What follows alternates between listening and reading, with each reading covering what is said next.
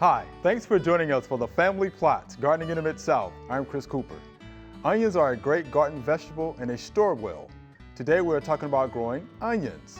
Also, do you have an annual you don't want to lose in the frost? Just take a cutting and you can enjoy it all winter and next year too. That's just ahead on the Family Plot, Gardening in the Mid-South. Production funding for the Family Plot, Gardening in the Mid-South is provided by the WKNO Production Fund, the WKNO Endowment Fund, and by viewers like you. Thank you.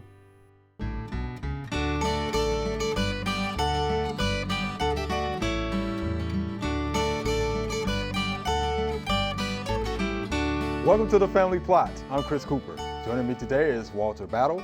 Walter is the UT County Director in Haywood County, and Dr. Kelly is here. Dr. Kelly is our horticulture expert. Thanks for being with us today. Glad to be here. Yes, happy to be here. All right, Walter, I can smell something on the table here. Yes. It smells like onions a little bit, you know? Oh, yes, yes. And I'll tell you, Chris, I must say, I am an onion freak. I'm just here to tell you, I absolutely love them. I mean, they're just a very versatile vegetable that you can use as far as cooking and all of that. And since I have to do all the cooking at the house, I've just learned to love them. Okay. Honestly, tell you. Well, we have the right man for the job to talk about onions then, right? Hopefully, yes. All right. Well, we have some questions for you about those onions there, Walter. So when are onions planted? Well, here in the Mid-South area, and I'm mainly talking about the Memphis area. Okay. I would say usually February and early March. It's usually one of our very first vegetables that we put out there. Okay. Each year. So you go out there. It kind of gets me fired up for the growing season because I'm like, hey, I can finally go out here and throw me up, as old folks say, throw me up some onion rows and start planting. So hey, I'm ready to go now. And I'm just looking forward for the weather to get warmer at that point. But I know I have my onions. All right. So what about frost though? Do we need to pay attention to frost dates? If somebody's watching this over in East Tennessee or? Well, basically, since we plant them so early, they usually gonna come through most frost dates anyway. Now, I know Dr. Kelly informed me before we came on air that zone 7 is? It's April 10th. April 10th. Okay. Usually kind of the marginal, after April the 10th in zone 7, we should be frost free based on prior data. Okay. So, but we could always get something strange happening. Yeah, exactly. Yes. Okay. So does it matter how far apart you set the bulbs? Yes. Now, if you're gonna, grow your onions for what we call bunch onions or spring onions, you want to set them about 2 inches apart from each other. Because obviously we're gonna get the little small heads here. But now, if you're gonna wait and grow them as for dry onions or whatever, then you'll want to set them probably about 6 to 8 inches apart. Okay. Because some of these can get kind of big, and if I'm want to have a good hamburger, I want me a nice big onion on that hamburger. But that's basically how you can plant them. Okay. And also, even the onions that we grow for dry onions, you can pull them early as green onions. It's just kind of up to you to do that as the gardener. That's kind of your choice. So some people plant them kind of thick and knowing that they're going to pull some out and leave some there to grow later for, the dry onions. So it just kind of depends. Okay. How long to harvest? So most folks want to know, right? Yes. Basically, if you're looking at to harvest them for green onions, you're probably looking at about, I'm going to say 60 days, probably what you're looking at. So if you set them in March, April, May, so you should be getting some green onions by then to chop up and put in your turnip greens and all those good things. Right. And also to put in your salads. I like slicing these green tops here just to, put in my salads as well. And now, of course, if you're going to wait a little later and have them grow for the dry onions, then obviously you'll be pulling those around, I would say mid-June is probably when a lot of them come off around our area. Okay. So how can you tell when they're ready though? Okay, as far as for the green onions, when you go out early in the spring and want to pull some, you just basically kind of just pull them up. And if you see that they're the size that you want, hey, you start getting them. Now, if you're going to wait till later in the summer when you're growing them for the dry onions, obviously, the green parts will kind of fall over and flip over And you can just kind of tell because they'll be pushed up kind of near the soil edge. And again, just pull a few of them out. It'll be probably around mid-June. And you can just harvest them then and prepare to dry them out for cooking. Okay. All right, so how do you prepare dry onions for storage? Okay, well, once again, you go out there and you'll kind of see, they'll start, obviously pushed up near the soil. The green tops have fallen over, so you pull them out. And what I did, I saved an old patio circular table that has the, the wire grid. Yeah. Right. And I put that in the garage and I just pull them on there and I just lay them on there. And I'm going to say I keep them there for about, I guess, 3 or 4 weeks in the garage. Seems like I get good air circulation in there because I always have my garage door up a lot of times. You don't wash them. No, don't wash them. Don't Please wash do 'em. not wash Yeah. them. And you'll just kind of see them. They'll begin to, they'll tighten down just like this one has, tightened down. And pretty much they're good to go. Now, at that point, you may say, well, hey, how do I store them? Right. I know that's usually a big Sure. question. And I keep mine pretty much out there in the garage. But those when I bring them in, I put some up under the kitchen sink. Just throw them up under there. But now the old timers, I remember my grandmother, she used to put them in stockings. And you would just see stockings hanging all throughout. Yeah. I've seen that before. Okay. Yeah. All right. So, but the main thing is, don't put them near water and moisture because you're just going to get those funguses on there.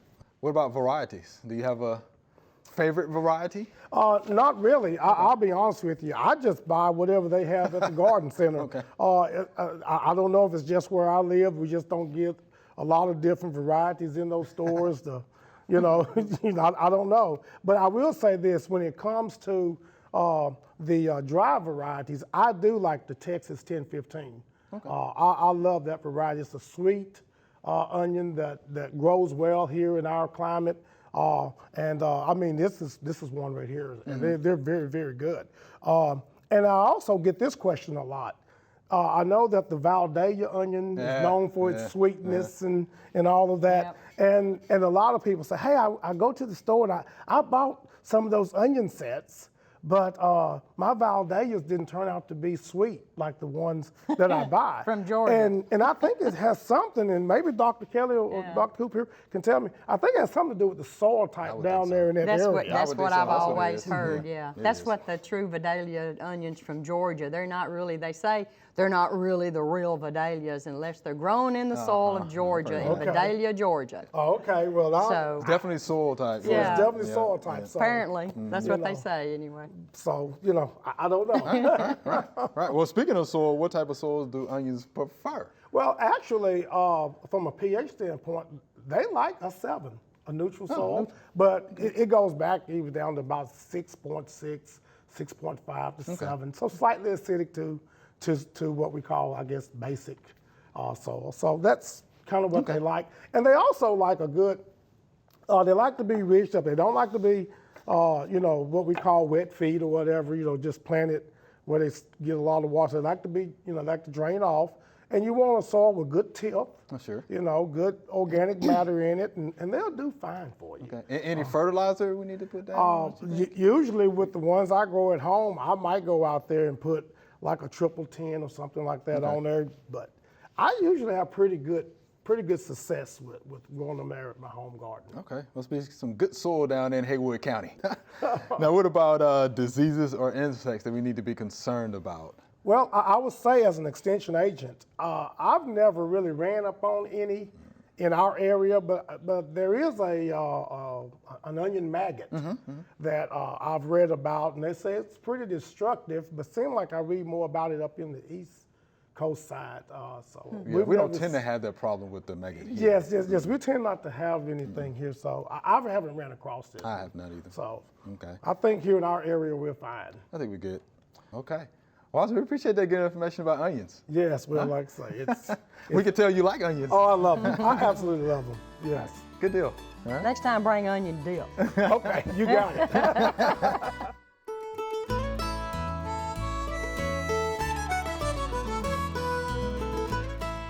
This time of the year, we're out here pruning all of our fruit trees and everything, and you got blueberries at this stage, you may be tempted to do some pruning, but my recommendation is do not prune the blueberries. This plant is still at the growth stage. We're trying to create a larger plant, and while some of these canes look like they're dead, they may very well be dead. Some of them may not be, and I can use this as an example right here. This whole cane looks dead, but when you look up here toward the upper portion of it, it may still be alive. The only time you really need to prune blueberries is when they're too tall, when you can't reach the fruit and only the birds are able to get the fruit. And then if you have a 10-foot tall cane, you don't prune it at 8 feet, just as high as you can reach. You follow that cane all the way down into the plant and try to get down so that to where it's only 2 or 3 feet above the ground and prune it there. Only time you need to prune a blueberry is if it's too big for you to handle. All right, Dr. Kelly, easy techniques to root cuttings of some of our Easy favorite and annuals. cheap. And we like easy and cheap. Exactly. Right. Do-it-yourself little projects that we can do. And every year we have favorite really pretty plants that are annuals that we get, and they do really good, and we always are like, oh golly, I wish I could keep that over the winter. But mostly we don't have places to bring in these giant big old plants Right. like hibiscus, the big old tropical hibiscus, or the big pretty geraniums that have just done beautifully all summer, or big old impatiens or coleus, or some of these others that just really look nice, and we're like, oh gee, I wish I could keep that for next summer. And there's a way to do that. Most of these plants root really, really easily. Okay. And so I'm going to show you how to do that. So I think I'm going to demonstrate, I guess, first the coleus. Okay. And of course you've got coleus, they're huge. Right. In your garden. So you just pick a terminal and you come in, and this little cheap knife, I was telling y'all they're really, really cheap. And I usually keep a bunch of these around the garden or different places where I can find them.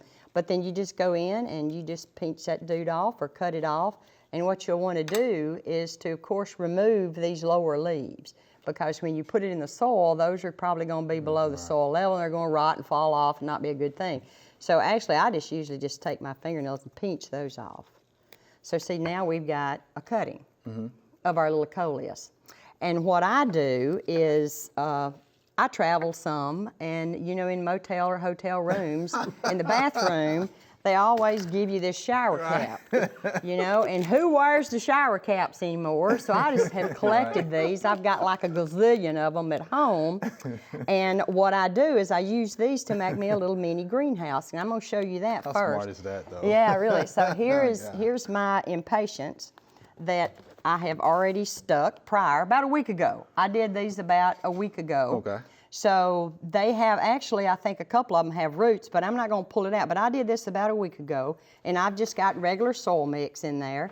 And then I just took some prunings from some of my plants and made me some, these are like my, what do we call that? The frame of my greenhouse. Okay, yeah. All right. And of course, when you take a cutting, you want to, it's got no roots, so you've got to keep the moisture in the leaves until it can, so it won't dry out, as we talked in some of the previous segments about desiccation. So you take your shower cap and you just put it, and the nice thing about it, some people use like plastic bags, but see, I like the shower cap because it's plastic. Yeah. So it keeps the moisture in, and there's your little greenhouse. And these things are usually root in a couple of weeks. In at least a month, you've got a rooted cutting. And the way you can tell if it's rooted, let me just bring over one of these others.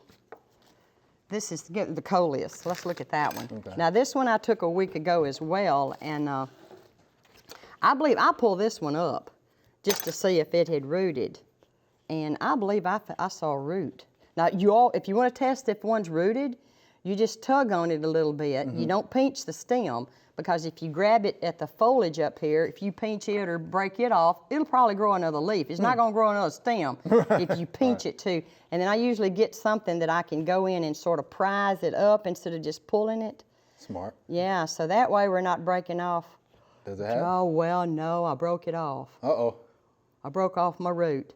But if you look at it, you can see tiny little root initials, which are little bumps all along the stem. So it won't be long. Okay.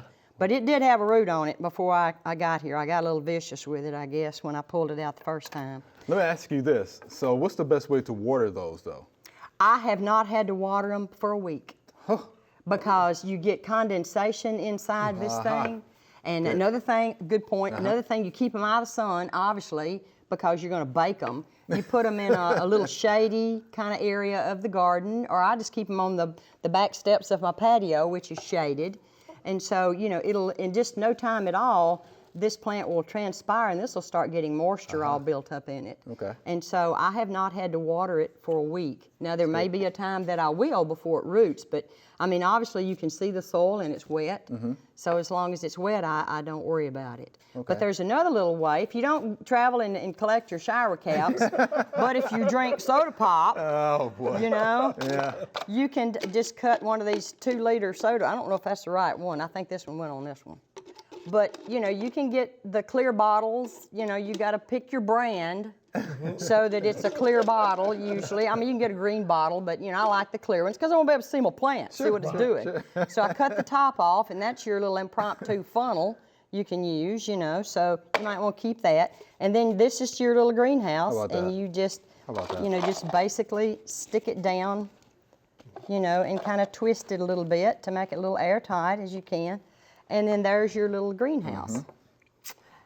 So it's really easy. It's not a big, you know, not a big Seemed thing. pretty And then easy. when they root, oh, and here's my hibiscus. Right. So this was one of the hibiscus that I stuck in there, and I brought that from a neighbor. I don't have tropical hibiscus. Mine are hardy hibiscus. So I had to go over to the neighbor and you know, really kind of snuck over and took some cuttings. I was actually pruning. It needed pruning. Okay. But anyway, I took some cuttings. By the time I got back to the house, it had wilted.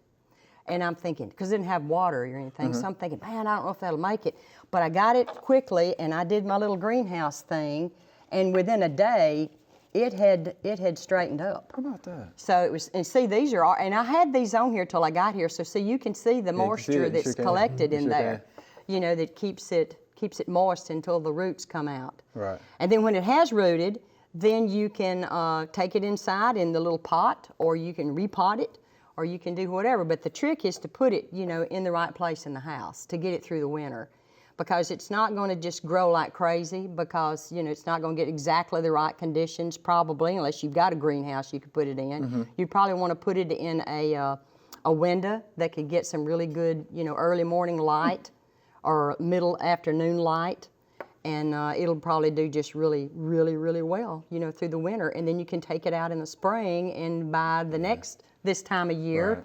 you can just do the cycle over again. Yeah, And be looking perpetuate. like that, you know, like yeah, those over there for the perpetuate most your, part. your favorite plants, you know. And if you've got some of these cultivars of some of these coleus, you know, you find one, and there was one called Arkansas Sunset several years ago that they quit having now, and it was absolutely gorgeous. It was like orange and yellow, and, you know, looked like a sunset. Right. I appreciate And you that's can't nice. find it anymore. And I've had several people ask me, you know, where can we find it? So that's a way to keep the plants that, you know, that sometimes they discontinue to offer. Okay. You know, keep them going. That Your is a good heirlooms. idea. Yeah. It sure is. You know. So. We appreciate that. That's good stuff, because if you like me, yeah, at the end of the season, it's like, oh man, I hate to take that out of the Yeah, ground yeah. because I can't take, you know, I can't bring it in the house. Yeah, and as so that's a good way to horticulture do people, that. we get asked that sometimes. Sure. I got this favorite plant, you know, and it's tender, and I don't have room for it Right. to drag it in. You know, what can I do to propagate it? You know, and that some of does them it. will even root in water, but I like to put them in soil because, I think that's good. yeah, just seems to work better for me. All right, thanks for that good information. Sure. We appreciate you. Yeah.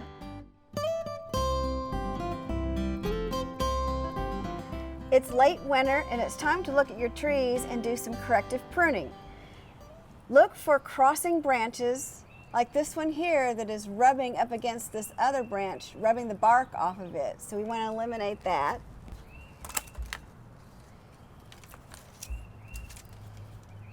We're also looking at internal branches that are coming into the plant. We'd rather them go out to the outside, so we'll eliminate those. And And we'll look for water shoots, like this one that's growing clear up into the tree, crossing all sorts of branches.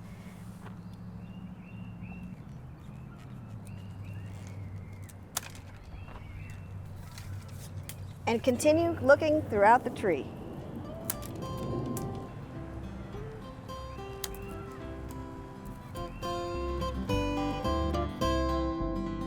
All right, here's our Q&A session.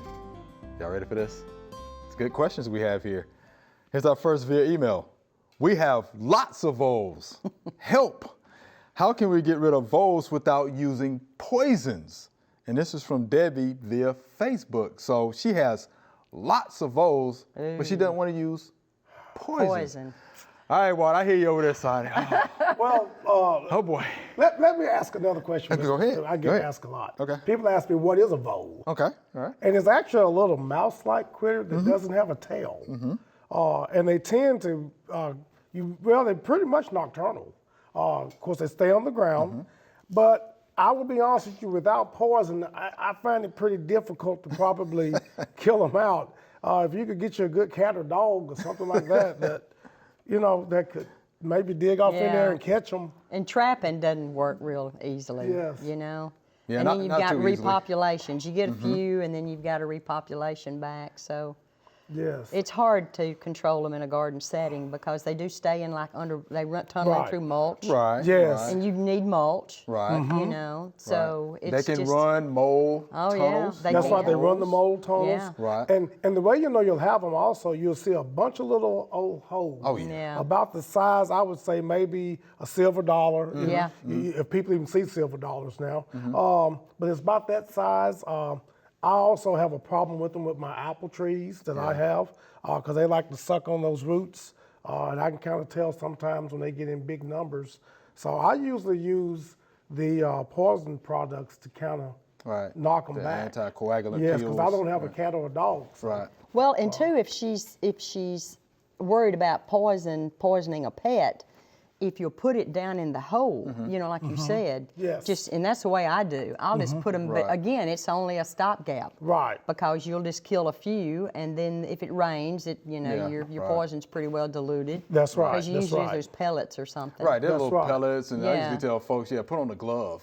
Yeah. Use a Yes. spoon and then put Just it down. put in it the down hole. in there. Yes. Yes, Right. exactly. If you want to do that. And Yeah. something else, Doc, we talked about earlier, if folks will quit killing the snakes, they'll actually help us out a Exactly, little bit. yeah. Yes, Those yes, beneficial yes. snakes. Yeah, we're talking about good snakes. Right. We're not talking about the bad snakes. Right. We're talking about rat snakes, king snakes, Uh-huh. garter, Yes. snakes, Garter snakes. those that are non-poisonous, that they help us. They're a good thing in the garden because Right. they help us keep the vermin down. Definitely She could is. move away to a vole-free area, which I don't know where that would be. Yes, I don't know y'all. what that would be right now.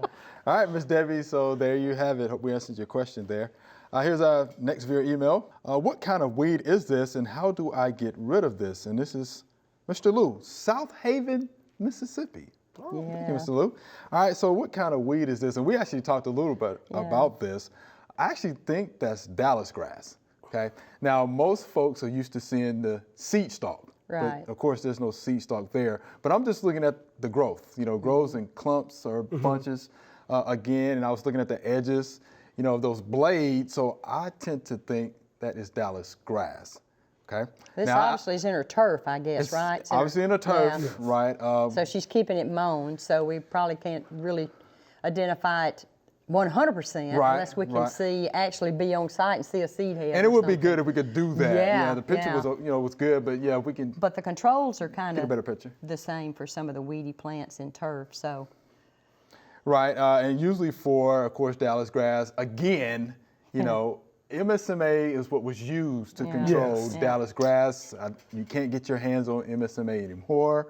So you have to go with quinclorac. And that's what you will find in most of your products that will say controls crabgrass. It's quinclorac.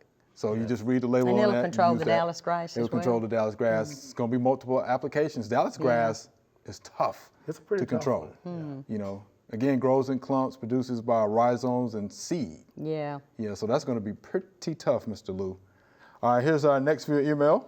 What is this white fuzzy stuff on my cucumbers? The leaves are wilting. It's on most of the new blossoms, and this is from Mike in Madison. So we want to start with that. Walt, what do you think that was? Well, when I see the picture, I look like I'm seeing a disease called gummy stem blight. And usually products that contain chlorothalonil will usually take care of it. Because I'm going by those lesions that I'm seeing right there on the stem. Right. And I do know that gummy stem blight affect cucurbit crops big time. So, and obviously cucumbers is in that cucurbit family along with watermelons. As a matter of fact, I see it a lot in watermelon plantings is where I see this disease a lot. Okay. Yeah, those tan spots, you know, on the stems is, you know, is why I thought it was that. You know, I don't know of anything else that could be. Did you think of anything Well, else, that's Doc? sclerotinia. That Yeah, stuff, yeah, yeah. That stuff. Yeah, But I think sclerotinia. chlorothalonil probably will Yes. get that as well. I'm not Yes. sure, but probably. It will. Because chlorothalonil is pretty broad spectrum. It is. you know. Yes. So chlorothalonil, which is Daconil, Right. or any of your copper-based fungicides. Right. Yes. You know, should do the trick as well. Sulfur, you know, can be used as well, but just read the label on those. Will it kill the plant though? Severe infestations, yes. Rob. Yes, Yeah, it will. if his it will- leaves are already wilting, too, Yes. that doesn't sound too Yes, good. it's over. And it's not going to have many fruits because it's on the blossoms. And Yeah. of course, Right. any fruits are Yeah. gonna come So from the blossoms. this might be one you might say, hey, I need to start over. Yeah. Or just, this is it. Go to the farmer's market and just buy him some fresh cukes from the farmer's Right. market. Right. All right, Mike. So we hope that helps you out. So Dr. Kelly, Walt, we're out of time. It's been fun. Okay. All right. Thank you, ma'am. Been good. Remember, we love to hear from you. Send us an email or letter. The email address is familyplot@wkno.org, and the mailing address is Family Plot, 7151 Cherry Farms Road, Cordova, Tennessee 38016. Or you can go online to familyplotgarden.com. That's all we have time for today. Remember, you can find all sorts of gardening advice and information online at familyplotgarden.com. We also have links to extension publications for everything we talked about on the show. Thanks for watching. I'm Chris Cooper. Be sure to join us next week for the Family Plot, Gardening in the Mid-South. Be safe.